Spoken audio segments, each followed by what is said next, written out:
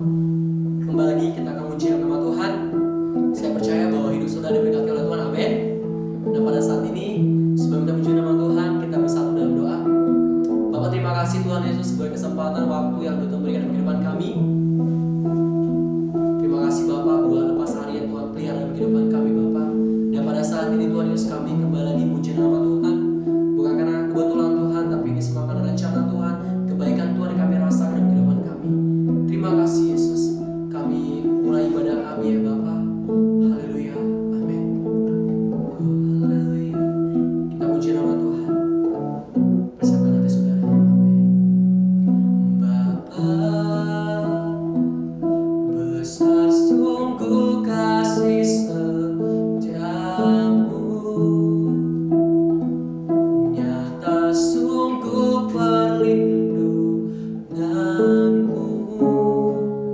Tak satu kuasa mampu pisahkan aku dari kasih-Mu. Bapa, ajarku selalu hormati-Mu, ajarku turut perintah-Mu, berikan ku hati untuk menyembah-Mu dan bersyukur setiap waktu, seperti Bapa sayang anaknya. Demikianlah Engkau mengasihiku. Kau jadikan biji mata-Mu, Kau berikan semua yang ada padamu, seperti Bapa sayang anaknya. Berikanlah Kau menuntun langkahku, hari depan indah Kau beri, rencana-Mu yang terbaik bagiku. Lebih dalam lagi, kita lakukan pujian buat Tuhan. Kita ada iman bersama Tuhan. Haleluya Yesus. Haleluya Yesus. Haleluya Tuhan. Bapa, besar sungguh kasih setiamu, nyata sungguh perlindunganmu. Tak satu kuasa mampu pisahkan aku dari kasih-Mu. Bapa, ajarku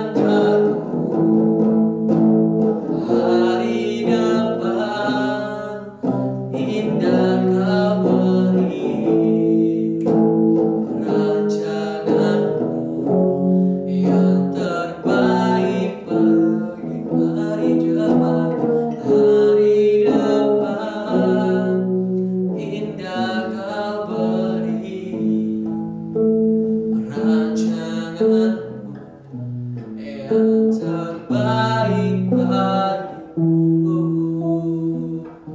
Haleluya, haleluya Yesus.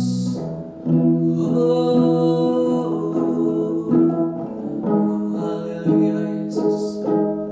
Terima kasih Tuhan, terima kasih. Kau Allah yang layak disembah, Kau Allah yang layak ditinggikan.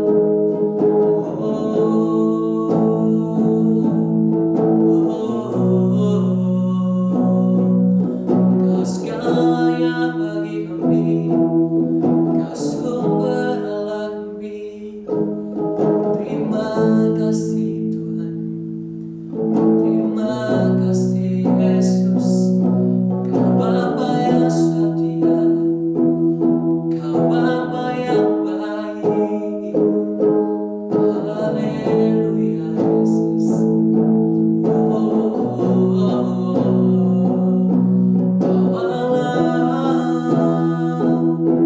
Terima kasih Yesus.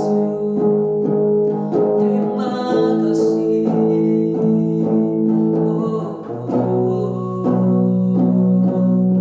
Haleluya. Kau Allah yang layak kami sembah Tuhan. Kau yang layak.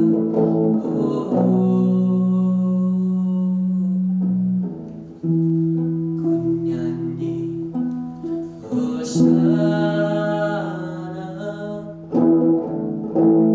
bagi Rajaku yang duduk di tahta.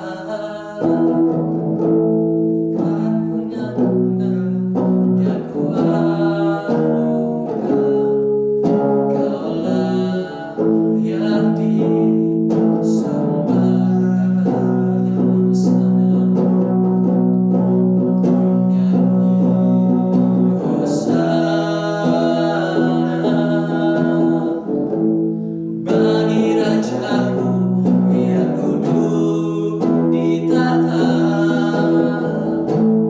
Aku muliakan dan ku agungkan. Kaulah yang disembah ya Tuhan. Kaulah yang disembah. Kaulah ya Tuhan. Kaulah yang disembah.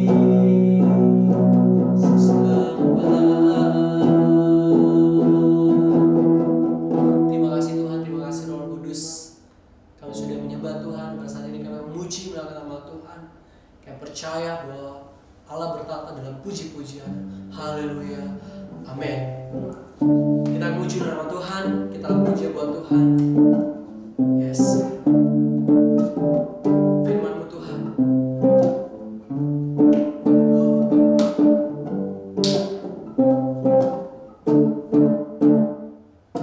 Firman-Mu Tuhan tetap bagi kakiku. Janji-Mu terang bagi jalan-jalanku.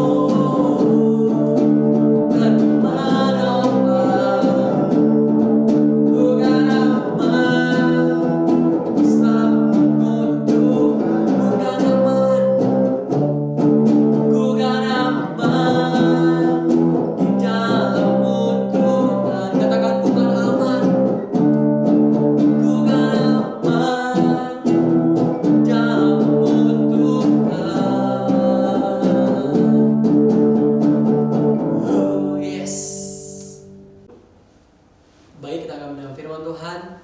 Mari saudara persiapkan hatimu, persiapkan piring-piring rohanimu untuk mendengar firman Tuhan. Percaya bahwa firman yang akan kita beri oleh hamba-Nya dapat berakar berbuah dalam kehidupan kita. Amin.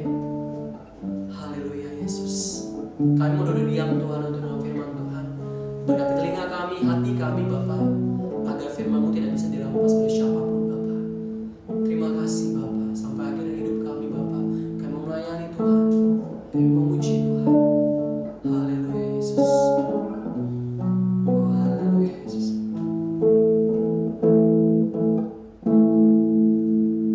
Seperti wanita mengurapimu, menangis di bawah kakimu, demikian hidupku mau mengasihi. Yesus, Engkau baik bagiku. Katakan sekali lagi dengan iman. Seperti wanita mengurapimu, menangis di bawah kakimu, demikian hidupku mau mengasihimu. Yesus, Engkau baik bagiku. Sampai akhir ku menutup mata, ku tetap setia menanti janji-Mu. Sampai ku dapatkan mahkota kehidupanku, ku tetap setia untuk melayani-Mu. Seperti wanita mengurapimu, menangis di bawah kakimu, demikian hidupku mau mengasihimu. Yesus, Engkau baik bagiku. Sampai akhir ku menutup mata, ku tetap setia menanti janji-Mu. Sampai ku dapatkan mahkota kehidupanku, ku tetap setia untuk melayani-Mu.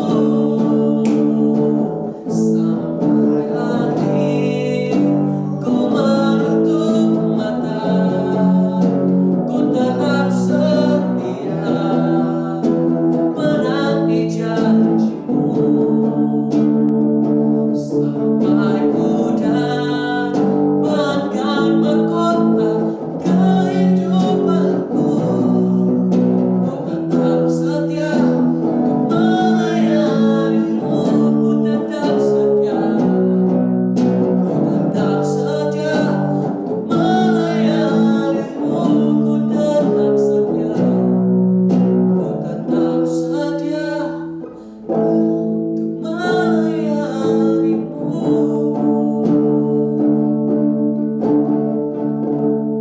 Mari kita bersama doa. Bapa yang baik, terima kasih Tuhan Yesus buat kasih dan anugerah dalam kehidupan kami Bapa. Kami sudah menyembah Tuhan, kami sudah memuji Tuhan. Dan pada saat ini Tuhan Yesus, kami mau dengar firman Tuhan. Kami percaya Tuhan bahwa firman-Mu berakar, bertumbuh, berbuah dalam kehidupan kami Bapa, dan boleh tetap dalam kehidupan kami. Persiapkan telinga kami, hati kami Bapa, biar kami dapat mengerti arti firman Tuhan dalam kehidupan kami. Terima kasih Tuhan Yesus. Haleluya. Amin. Shalom young people, kembali kita bertemu untuk belajar kebenaran firman.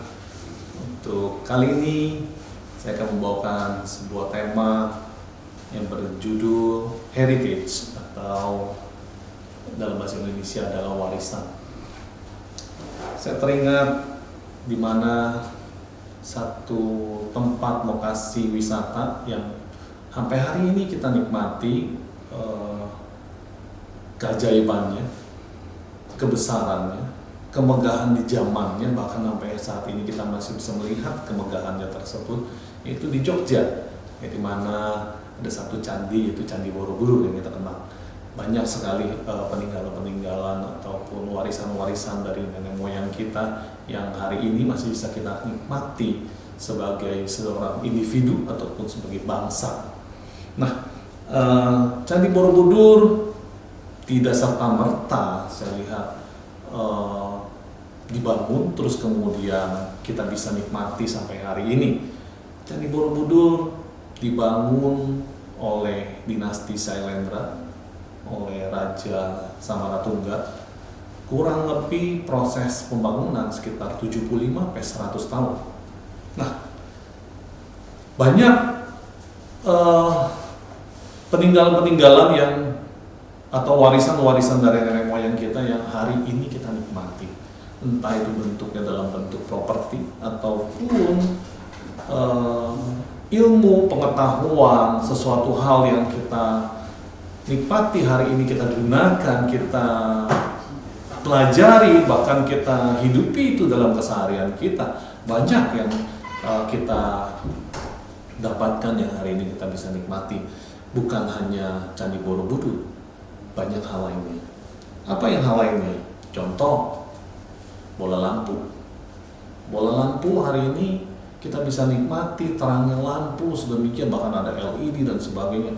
Awal muasalnya adalah seorang anak yang dengan gigih, di mana tadinya dia dikeluarkan dari sekolahnya, kemudian oleh orang tuanya, dia diajarkan oleh mamanya, diajarkan terus-menerus di rumah karena sekolah menganggap anak ini terlalu bodoh dan dia dikeluarkan dari sekolahnya.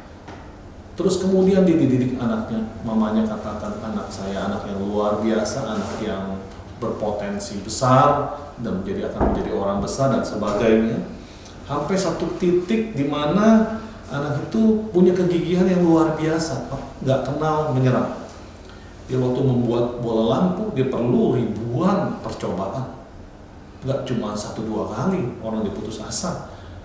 Sering kali kita melakukan hal yang demikian. Nah, sama prosesnya Candi Borobudur juga demikian. Bertahun-tahun. Thomas Alva Edison juga melakukan riset untuk bola lampu itu bertahun-tahun. Bahkan di rumahnya ada bola gunung, dari bola lampu itu yang memang gunung. Karena banyaknya kesalahan-kesalahan yang putus lagi, pecah dan sebagainya. Akhirnya dari satu kesalahan kepada kesalahan yang lainnya, akhirnya membuat dia semakin lama semakin baik. Dan akhirnya bola lampu tercipta. Begitu juga dengan lainnya. Ada yang kita tahu bahwa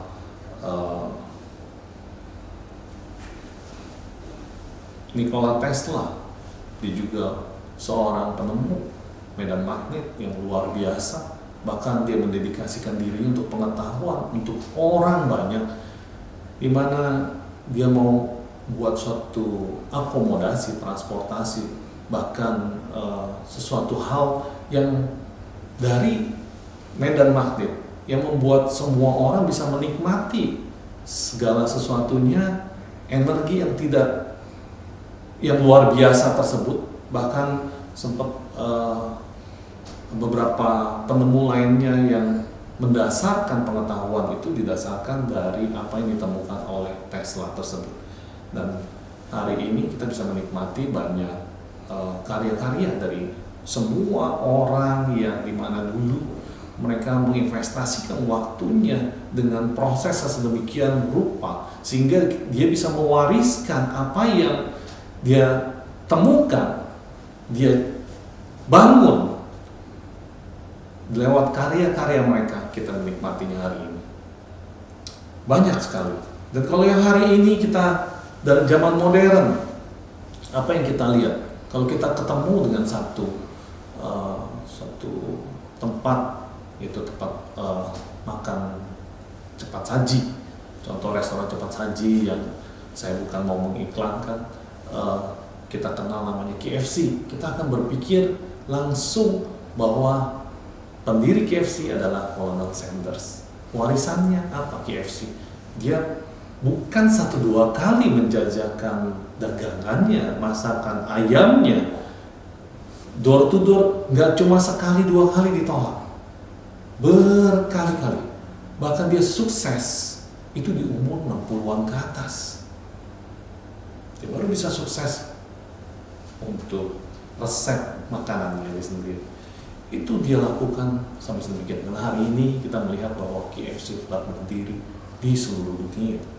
Siapa lagi yang kita tahu kalau di hari ini lihat warisan lainnya yang kita melihat secara langsung, bahkan orang-orangnya, founder-foundernya masih ada. Contohnya Alibaba, kita lihat seorang Jack Ma. Begitu kita dengar Alibaba, langsung kita tahu bahwa Jack Ma foundernya. Jack Ma memulai karyanya, yaitu Alibaba ini, nggak serta-merta tiba-tiba ada. Jack Ma harus melalui penolakan. Di waktu itu dia melamar di KFC. 27 orang yang melamar di KFC, 26 diterima, 1 dia seorang diri yang tidak diterima untuk jadi pegawai KFC. Dia memberanikan diri untuk mencari investor untuk apa yang dia ingin hasilkan melalui perdagangan antar satu negara dengan negara lain, dijembatani oleh suatu platform yang nanti kita tahu akan menjadi Alibaba. E-commerce, melalui e-commerce dia mau menginvestasikan, mencari investor, mau menginvestasikan untuk bisnis tersebut. Nggak mudah, proses ditolak kanan kiri, sudah sering sekali terjadi. Dia nggak kenal menyerah. Ada proses di mana suatu karya, suatu hal yang baik, di mana nanti akan diwariskan baik ke anak cucunya ataupun ke semua orang, ke bangsa-bangsa. Perlu proses. Prosesnya tidak mudah. Banyak waktu yang dibutuhkan, banyak tenaga, pikiran, mungkin apapun yang daripada kita, termasuk dana, keuangan dan sebagainya, semua hal untuk bisa visi yang Tuhan tanamkan pada dia untuk bisa diwujudkan, digenapi. Nah, warisan atau heritage itu tidak serta-merta saya melihat benang merah itu semua dari tokoh-tokoh yang tadi saya sebutkan, tidak serta-merta ada, tidak serta-merta timbul dengan sendirinya. Dia perlu di-maintain, dia perlu proses sehingga bisa menciptakan karya atau terlahirnya karya yang luar biasa yang kita hari ini nikmati. Begitu juga dengan Tuhan Yesus. Kita melihat bahwa karya Tuhan Yesus, karya salibnya, dia hidup 33,5 tahun. 3,5 tahun dalam mengembalakan murid-muridnya. Sejak dia mulai dibaptis sampai dia mati di kayu salib. Perlu waktu. Murid-muridnya, 12 muridnya yang senantiasa berada dengan dia selama 3,5 tahun, 1 kali 24 jam. Setiap hari ada bersama dengan dia. 12 murid itu, kalau dihitung jamnya, berapa jam mereka berkumpul atau bersama-sama dengan Tuhan Yesus, dihitung dari 3,5 tahun dikalikan 365 hari dikalikan 24 jam, berapa jam? Nah, hari ini kita belajar firman, belajar mengenal Tuhan, mungkin 1 minggu 2 jam paling banyak. Dengar khotbah kurang lebih 45-1 jam. Bagaimana kita bisa menyeimbangkan atau menyamakan dengan apa yang didapat oleh para murid Tuhan Yesus itu sendiri secara langsung? Dari 12 murid yang dibimbing langsung, dimentori langsung oleh Tuhan sendiri, 1 menyangkal dia, 1 nggak mempercayai dia kalau nggak megang dengan tangannya sendiri, 1 mengkhianati dia, yang lainnya nggak jelas. Waktu mengalami masa-masa di mana Tuhan ditangkap, mati di atas kayu salib, dikuburkan di dalam lubang kuburannya, semua murid-muridnya ketakutan. Itu yang terjadi. Bagaimana dengan setiap kita? Berapa jam hari-hari kita nikmati bersama dengan Tuhan, menikmati firman Tuhan, mendengarkan firman Tuhan, menikmati baitnya? Saya nggak tahu berapa lama. Apakah kita sudah melakukan apa yang sebenarnya Tuhan inginkan dalam kehidupan keseharian kita? Saya ingin mengajak saudara-saudara sekalian untuk membuka satu ayat. Ini Ulangan 6 ayat 6 sampai 7. Saya ulangi, Ulangan 6 ayat 6 sampai 7. Yang berbunyi, apa yang kuperintahkan kepadamu pada hari ini haruslah engkau perhatikan. Haruslah engkau mengajarkannya berulang-ulang kepada anak-anakmu dan membicarakannya apabila engkau duduk di rumahmu, apabila engkau sedang dalam perjalanan, apabila engkau berbaring, dan apabila engkau bangun.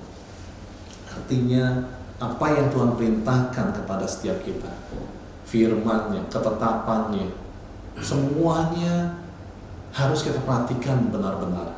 Ya, ada 3 poin yang saya lihat ini. Pertama, kita harus mendengarkan atau memperhatikan dengan benar-benar, karena dikatakan haruslah engkau perhatikan semua yang kuperintahkan. Itu kalau kita baca ayat sebelumnya, itu bicara mengenai apa yang Tuhan ingin lakukan untuk kita selalu perjalanannya senantiasa beruntung.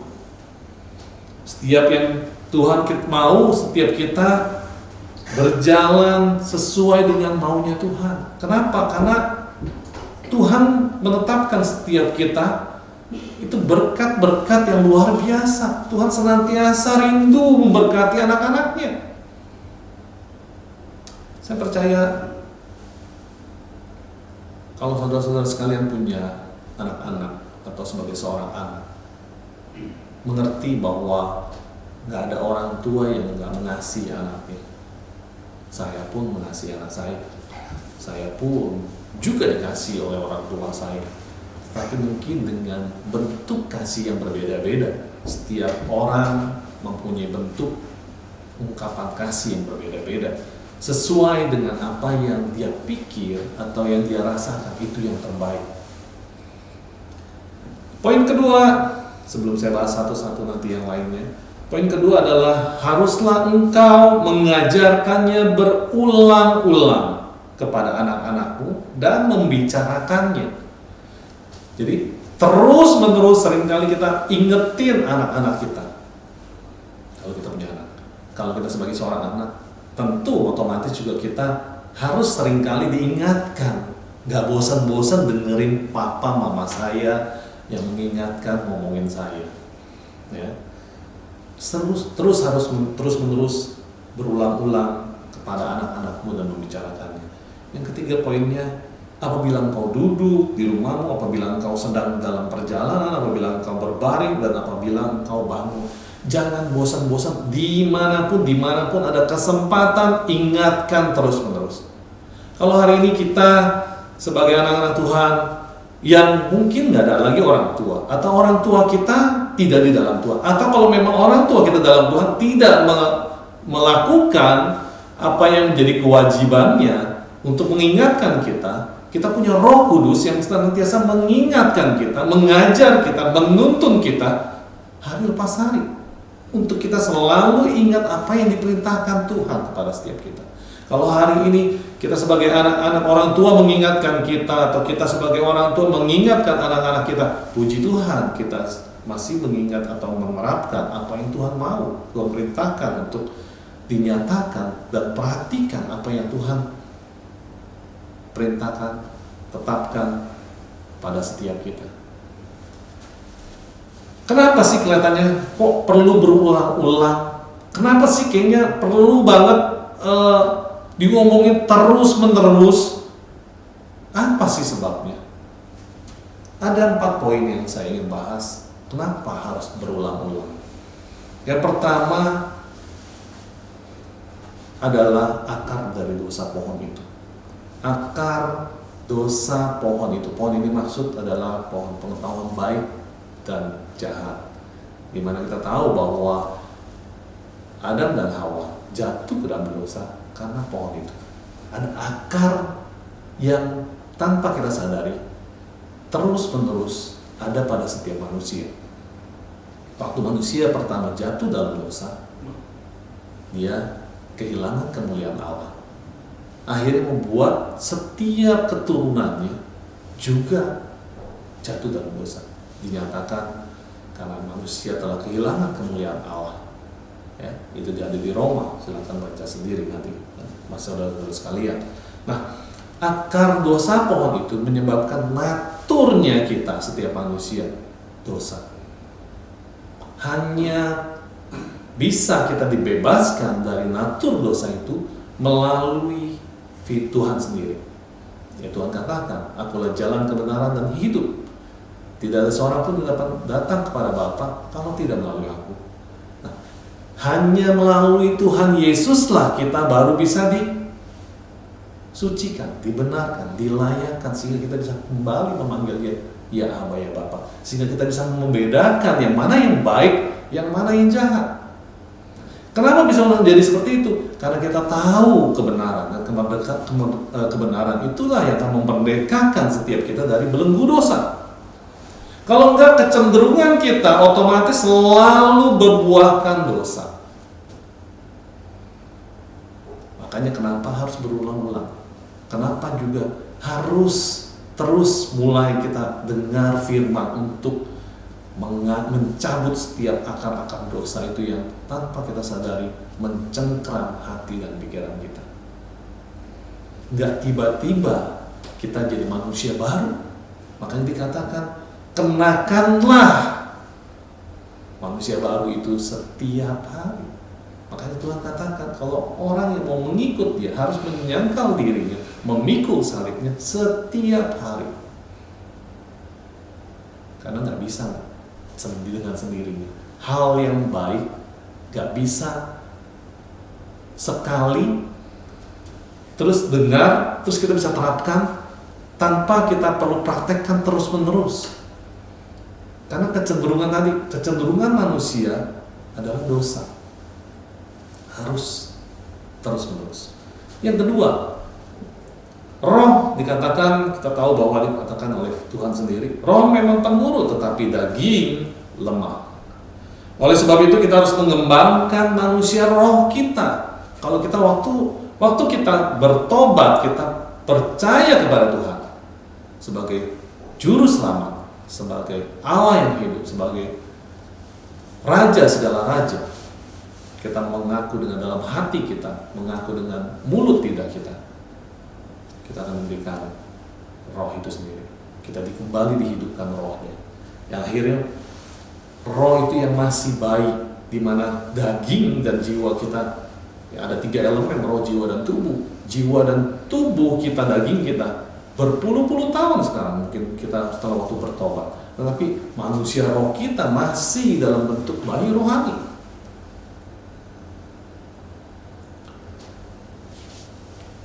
Perlu dikembangkan, perlu didewasakan manusia roh kita. Nggak tiba-tiba manusia roh itu bisa memimpin jiwa dan tubuh kita seperti waktu kita sebelum jatuh dalam dosa ini. Waktu Tuhan ciptakan manusia sebelum jatuh dalam dosa, roh yang memimpin jiwa dan tubuh. Otomatis kita perlu di-maintain, perlu asupan gizi supaya manusia roh kita bertumbuh dewasa, bertumbuh kuat. Asupannya dari mana? Tidak lain tidak bukan dari firman. Hanya firman Tuhanlah asupan kita. Makanya dikatakan, apa yang sedap didengar, apa yang mulia, apa yang manis, pikirkanlah semuanya itu, semua yang baik, semua yang positif. Dimana kita tahu perumpamaan satu analogi, dimana mengenai anjing hitam dan anjing putih, siapa yang lebih kuat? Kita seringkali ngomong anjing hitam yang lebih kuat. Tidak. Siapa yang diberi makan itulah yang lebih kuat. Yang nggak diberi makan otomatis lemah. Nah, Begitu juga dengan manusia roh, dengan manusia daging, manusia lama kita dan manusia baru kita.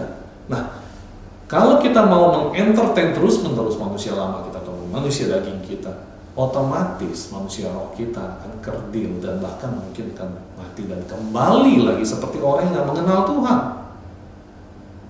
Kita harus terus-menerus diperbaharui, terus-menerus diberikan asupan firman itu sendiri dan mempraktekkannya, dan akhirnya mendatangkan kuasa itu sendiri. Nah, yang ketiga, belief system dunia yang selama ini kita hidupi adalah belief system dunia. Sebelum kita mengenal firman kebenaran, kita menggunakan belief systemnya dunia. Otomatis itu dan mendarah daging pada kita yang harus diperbaharui, yang harus dikikis dari firman kebenaran itu sendiri. Contoh, kita misalnya satu gelas yang berwarna hitam gelap, gelas air di dalamnya itu gelas itu wadah, sebagai wadah, air di dalamnya adalah hitam. Kalau kita membuat gelas itu airnya berisi warna putih, tentunya ada dua cara. Yang pertama, buang, kemudian ganti semuanya dengan air yang putih, itu otomatis jadi putih. Atau yang kedua pilihannya, terus-menerus kita tuang dengan air yang bersih, terus sedikit demi sedikit terus, yang akhirnya membuat luber dari warnanya hitam pekat, lama-lama mulai memudar, lama-lama akhirnya baru putih. Nah, itu butuh proses. Kebanyakan kita melakukan hal yang demikian. Begitu juga dengan kehidupan keseharian kita. Waktu kita kenal firman, ada yang merespon, melihat belief sistemnya dunia, tidak langsung digeser, tidak digunakan, dia langsung dengan serta-merta dia mau hidup dengan sesuatu yang sesuai dengan firman Tuhan. Dia apa yang dia dengar, yaitu firman itu langsung dia terapkan dalam keseharian. Seperti yang tadi dikatakan, air yang kita itu dibuang, langsung dia diisi dengan air yang putih, dia cepat berubah jadi putih. Atau pilihan kedua, yang hari lepas hari diberikan firman, itu air yang putih itu adalah firman yang diteteskan terus-menerus atau yang dialiri terus-menerus. Kalau kita juga mau mengalirinya dengan tentunya baca firman dan sebagainya, perlu proses yang akhirnya mengubahkan jadi air yang bening, tidak serta-merta. Begitu juga dengan setiap kita. Nah, saya teringat tadi, bahkan saya sebelum ke tempat sini, saya sebelum membawakan sharing firman ini, saya pun mengalami hal yang serupa. Saya diingatkan kembali di mana saya harus mengingatkan anak-anak saya. Saya punya anak 3, yang terkecil, yang bungsu adalah lelaki, yang kedua adalah yang pertama dan kedua adalah perempuan. Yang bungsu ini kelas 5 SD, suka sekali dengan bermain game. Suka sekali. Saya nggak membatasi dia tak boleh memain game atau dan sebagainya, karena saya teringat dengan firman yang menyatakan semua baik, tetapi apakah hal itu berguna atau tidak, itu tergantung setiap kita. Dan kita kalau terikat di dalamnya, tentu itu tidak berguna, ya, tidak baik buat setiap kita. Nah, anak saya biarkan kalau memang untuk waktu-waktu sepanjang dia bisa belajar dengan baik, menghasilkan menyelesaikan pekerjaan rumah maupun sekolah dengan baik, yang membuat dia ada waktu senggang mau main game, silakan. Tetapi sekarang malah dari waktu ke waktu saya melihat dia main gamenya sudah lagi bukan mengisi waktu luang, dia sudah addicted. Bahkan hal-hal yang mestinya dia kerjakan, yaitu PR, PS, ataupun pakaian dia, di mana dia setelah tidur ganti pakaian, dia harus bereskan untuk gantung dan sebagainya, ataupun ke tempat cucian, itu tidak dikerjakan. Saya harus menegur dia, saya ingatkan berkali-kali, bahkan saya sudah punya kesepakatan dengan dia kapan harus main game tadinya. Main game boleh, saya bilang, kapan? Setelah sekolah selesai, kamu hari libur, itu hari Jumat malam hingga Sabtu malam. Minggu kita beribadah ke gereja, kita buat ada family time dan sebagainya. Itu saya memberi jauh hari saya sudah memberikan atau bersama dengan dia membuat suatu kesepakatan. Sampai satu titik karena ada pandemi, kebanyakan sistemnya online untuk belajar. Dia belajar dengan main game ini sudah campuran. Yang tadinya offline dia harus exhausted dengan ke sekolah, dia harus pulang dengan capek, otomatis dia nggak ada waktu lagi untuk bermain game. Tadi pagi sebelum berangkat ke tempat ini, saya harus mengingatkan dia, bahkan saya harus mendisiplin dia. Kenapa? Karena waktu dengan PR di mana dia harus mengerjakan, dia menunda-nundanya. Kedua, waktu di mana yang harusnya online, jam-jam sekolah, dia buka window berikutnya untuk bermain game, untuk chatting dengan yang lain. Saya melihat itu berkali-kali, sudah ditegur berkali-kali, tidak juga direspon dengan baik. Bahkan mengatakan, sebentar aja, kenapa sih? Bentar nggak boleh kan? Sudah sampai mengatakan hal-hal yang sudah tidak sepantasnya sebagai seorang yang harusnya mengerjakan bagiannya. Nah, saya mengingatkan dia, dan akhirnya saya menegur dan mendisiplin dia. Nah, itu yang terjadi. Saya ingatkan terus-menerus, nggak bosan-bosannya. Bahkan mungkin kita sering dengar, sudah berapa kali sih ngomong berapa juta kali sih untuk diingatin hal ini melulu.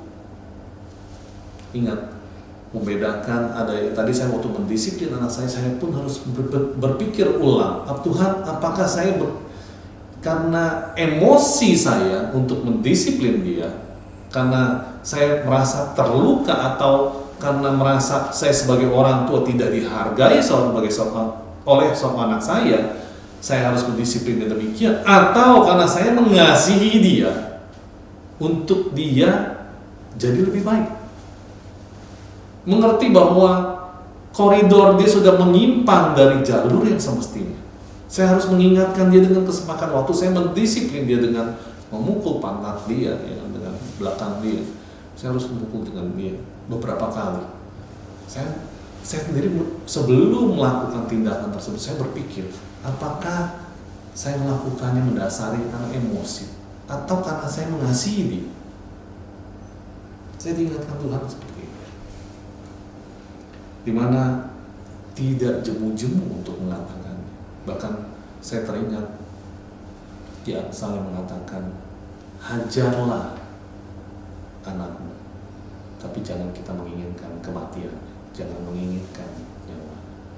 Lagi ada kesempatan, ajar. Kita tahu bahwa sesuatu yang baik tidak mudah untuk dikerjakan, termasuk setiap kita. Apalagi kita kalau nggak ada orang tua yang memberitahu, mengingatkan kita.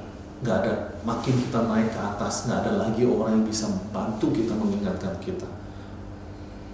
Makin sedikit, kita perlu tuntunan roh, kita perlu kepekaan.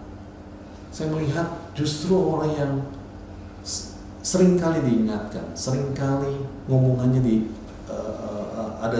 ada masukan atau saran, kritik bahkan yang mengenakan kita.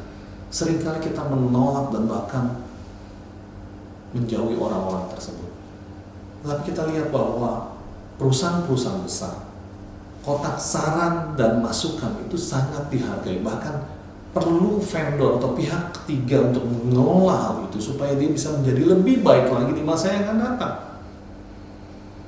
Banyak perusahaan menginvestasikan demikian. Perlu banget masukan, perlu banget untuk diingatkan, perlu banget kalau seandainya dia harus ditegur. Kalau dia tanpa disadari, dia semakin lama mulai makin melenceng, merasa dirinya benar dan sebagainya. Itu yang Tuhan berikan kepada setiap kita waktu dia naik ke surga. Kemudian dia mengirimkan setiap kita Roh Kudus yang menyertai kita untuk mengingatkan kita, mengajar kita, menuntun kita, mendidik kita, menegur kita. Itu yang terjadi terus menerus. Tapi kalau kita nggak bisa baca firman setiap hari atau setiap kali, kita nggak bisa dapat sesuatu yang baik. input yang baik nggak dapat. Dan akhirnya kita makin terus mengentertain dengan kedagingan kita yang memang pada dasarnya natur kita adalah dosa. Apalagi dengan belief system yang tadi saya katakan di poin ketiga. Selama ini mendarah daging dalam hidup kita. Contoh yang mudah kita lihat, dikatakan untuk mendapatkan keuntungan yang besar harus untuk mendapatkan yang sebesar-besarnya, keuntungan yang sebesar-besarnya, lakukan dengan pengorbanan yang sekecil-kecil. Itu prinsip ekonomi. Bagaimana kita bisa dengan pengorbanan yang sedikit menghasilkan keuntungan yang besar? Atau dikatakan lagi apa lagi? Hemat pangkal kaya. Tapi Tuhan katakan ada orang yang menabur, menebar hartanya, tapi tidak pernah berkekurangan. Tapi ada orang yang selalu berhemat, selalu kelihatannya begitu hemat luar biasa, bahkan dikatakan orang seringkali kikir dan sebagainya. Selalu hidupnya nggak pernah berkecukupan, selalu hidupnya berkekurangan, rasanya kurang lagi. Hikmat dunia berbeda dengan hikmat Tuhan. Itu yang Tuhan ajarkan. Belief sistem dunia tanpa disadari masuk dari dunia pendidikan, dari apa yang kita lihat.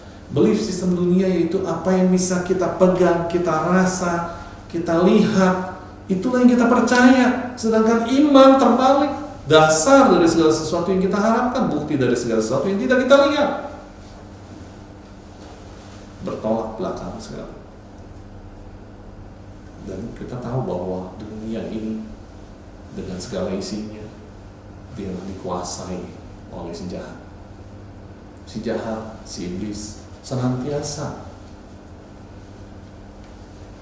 ingin mencuri apa yang sebenarnya Tuhan berikan pada setiap kita. Ingin mencuri visi yang Tuhan ingin kita genapi. Ingin mencuri bahkan firman yang kita dengar. Di mana hari Minggu kita mendengarkan khotbah, sharing firman dari para hamba-hambanya. Dia akan mencuri itu semua supaya kita binasa. Tetapi Tuhan katakan, ingat, setiap kali perhatikan apa yang Tuhan perintahkan. Dan jangan jemu-jemu untuk selalu mengingat semua hal tersebut. Yang keempat, poin keempat atau poin terakhir. Mengapa sih kita harus berulang-ulang? Apa sih penyebabnya? Yang akhirnya membuat kita kok harus berulang-ulang? Tujuannya agar firman kebenaran itu menjadi gaya hidup kita. Bukan cuma lip service. Tuhan mau kita menghafal itu, bahkan yang Tuhan katakan, renungkanlah firman siang dan malam. Supaya menjadi gaya hidup kita, lifestyle kita. Kita waktu kita ingat bahwa ini loh firman Tuhan yang saya baca kemarin ini, terus dipraktekin, lama-lama jadi kebiasaan lama-lama jadi karakter kita. Yang Tuhan mau karakter kita sama karakternya seperti Kristus. Kita jadi serupa dengan Kristus. Itu yang Tuhan mau. Kita mencirikan bahwa kita bukanlah dari dunia, kita adalah umat kerajaan Allah. Warisan yang tadi kembali warisan di mana kita melihat banyak orang dengan karya-karya dari yang terlihat seperti tadi Candi Borobudur ataupun penemuan dengan ilmu dan sebagainya. Hari ini apa yang kita mau wariskan kepada anak cucu kita, keluarga kita, atau orang-orang yang kita kenal? Apakah yang diingat oleh orang-orang tersebut atau semua orang tersebut yang saya katakan adalah sesuatu yang membuat batu sandungan buat mereka, atau mereka mengingat kita, bahkan meneladani apa yang pernah kita teladani itu bersama dengan Tuhan, melakukan firman dalam keseharian. Jadi punya orang yang berintegritas yang luar biasa. Saya teringat dengan satu film, saya nggak promosikan suatu film ya, tapi film ini saya lihat seorang yang luar biasa. Judulnya Itaewon Class. Saya juga nonton film-film Korea, film-film yang lain juga, tetapi bukan menjadi keterikatan dengan film-film tersebut. Saya tahu batasan-batasan di mana saya bekerja, saya harus pelayanan, saya harus melayani dalam keluarga ataupun dalam kerohanian. Begitu juga dengan pemuritan, begitu juga dengan keseharian saya harus mengatur waktu itu semua. Tapi saya suka dengan nonton karena ada apa yang bisa saya dapatkan dari saya tonton film-film tersebut. Nah, film ini saya melihat satu karakter di mana karakter punya integritas yang luar biasa, menunjukkan suatu prinsip yang luar biasa, di mana prinsip kebenaran menyatakan bahwa ada suatu hal yang dia lakukan, dan itu mengorbankan banyak hal, bahkan mengorbankan karir papanya, bahkan mengorbankan masa depan dia, kelihatannya gitu ya. Dia itu sekolah dia, mengorbankan kehidupan dia tetap berpegang teguh dengan prinsip dia, yaitu satu kebenaran. Harusnya kebenaran itu berjalan terus, dia nggak akan berkompromi dengan kebenaran itu. Dia berpegang teguh, bahkan orang-orang yang dia sukai, di mana orang-orang mengajak dia untuk yuk agar luas, agar tidak seperti dulu yang dimana dia terlalu naif dianggapnya. Tapi dia melakukan itu, dikatakan kalau saya sekali memberikan menyerah dengan keadaan tersebut, akan ada berikut dan berikutnya. Dia harus tetap berpegang teguh itu. Walaupun karyawannya melakukan kesalahan, dia menerima itu kalau diganjar dengan hukuman. Ada orang yang mengatakan, yuk dengan koneksi bisa ganjaran ataupun hukuman yang mestinya dilakukan oleh anak buahnya bisa diselesaikan dengan baik, dengan mudah, dengan instan, tapi tidak dia lakukan. Dia tetap berjalan pada kebenaran itu sendiri. Dia harus dihukum 2 bulan dia tidak beroperasi dalam restoran dia karena kesalahan di mana dia ketangkep, di mana pegawai dia, karena restorannya sepi, dia harus dia melihat ada customer yang akan datang masuk untuk minum alkohol tetapi di bawah umur. Dia memalsukan identitas tetapi diizinkan oleh pegawainya, stafnya. Dia lalai untuk hal tersebut, dan sebagai seorang pimpinannya dia menyatakan bahwa itu kesalahannya juga. Dia menerima itu semua, dan dia harus dihukum. Restorannya tidak buka 2 bulan. Walaupun ada orang-orang yang siap membantu dia tidak. Dia tetap berpegang teguh dengan prinsip dia, yang akhirnya membuat semua orang yang gak mengerti kenapa dia melakukan itu, akhirnya mereka mulai melihat apa yang dinyatakan sebagai kebenaran itu tetap berjalan terus sepanjang masa. Kebenaran everlasting, suatu hal yang kelihatannya mungkin baik, mungkin mudah sesaat, sementara, mungkin kelihatannya menguntungkan dan sebagainya, tetapi itu tidak akan bertahan lama. Saya belajar dari film yang saya tonton itu suatu hal di mana suatu kebenaran dinyatakan, berpeganglah teguh dengan kebenaran itu. Kita tahu bahwa kebenaran itu adalah semua firman yang Tuhan berikan pada setiap kita. Pelajari itu, terapkan itu, konsisten dengan itu, dan berpeganglah teguh pada kebenaran itu. Itulah ada warisan pada setiap kita. Saya melihat bahwa akhirnya apa? Semua orang, termasuk stafnya, keluarganya, siapapun dia yang ada mengenal itu orang, bahkan musuh yang dikatakan tadi, musuh-musuh dia yang ingin menjatuhkan dia, dia melihat itu semua dan belajar pada orang tersebut. Dia mewarisi semua hal itu kepada orang-orang yang mengenal dia. Dan saya melihat bahwa semua yang kita pelajari hari ini, yang dimana firman yang Tuhan berikan pada setiap kita, yang kita dengar hari lepas hari, itu adalah sesuatu yang bersifat kekekalan. Dan kalau hari ini kita percaya dan bahkan melakukannya dalam keseharian kita, itulah warisan terbesar yang Tuhan berikan pada setiap kita kepada orang-orang di sekeliling kita, sehingga orang boleh mengenal Tuhan kita yang hidup, Tuhan kita yang kita sembah. Saya akhiri untuk sesi ini, kita mari tundukkan kepala kita satu dalam doa.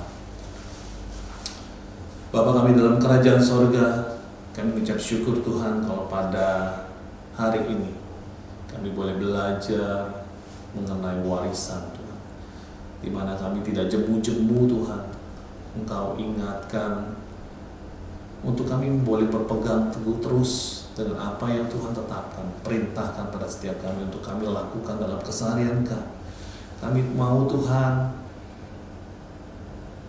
lewat apa yang kami dengar, apa yang kami pelajari, itu yang kami praktekkan, dan kami mau mempraktekannya dalam keseharian kami dari hari lepas hari. Tuntun bimbing setiap kami Tuhan. Kami tahu Tuhan, tanpa kekuatan-Mu kami akan mengalami hal-hal yang tidak kami inginkan. Kami perlu kekuatan-Mu Tuhan, supaya kami bisa terus berjalan sesuai dengan kehendak-Mu. Kami memberkati orang-orang yang selama ini tidak bosan-bosannya, tidak jemu-jemunya mengingatkan kami untuk kami selalu kembali kepada jalan kebenaran. Kami memberkati setiap otoritas rohani kami, otoritas yang Kau tempatkan bagi kami sebagai wakil-wakil-Mu ya Tuhan bagi kami memberkatinya.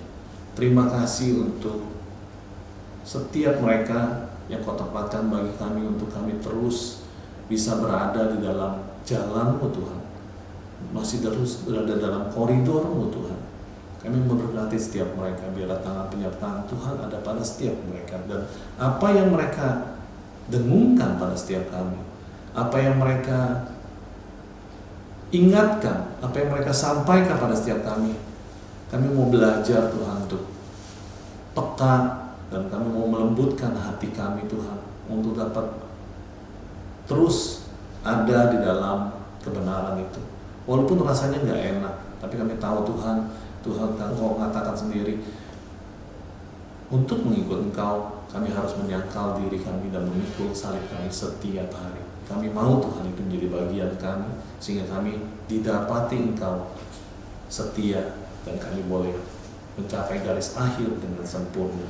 Terima kasih Tuhan untuk siang hari ini, untuk hari ini kami boleh belajar, dan kami mau mewariskan apa yang kami pelajari dari Engkau dengan meneladani hidup kami melalui hidup yang Engkau berikan pada setiap kami, sehingga mereka boleh mengenal Allah yang kami sembah, Allah kami yang hidup.